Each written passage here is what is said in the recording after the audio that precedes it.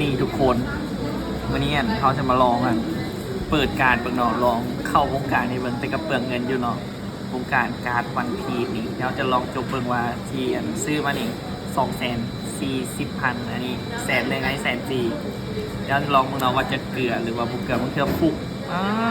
มีOP09กับ OP10เดี๋ยวมาลองเบิ่ง OP10ก่อนเนาะมาใกล้ๆชุบ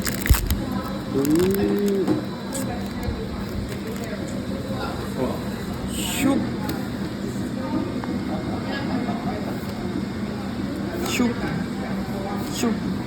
ชุบปุ๊บอุ้ยดีอยู่อ่ะเดี๋ยวเซ็กราคามันเดี๋ยวขึ้นให้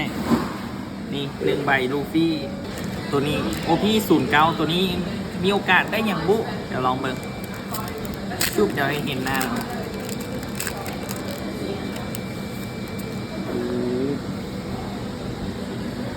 ชุบชุบวิคืออย่างเมื่อกี้ชุบวิอย่างวะเห็นเขากอดรอง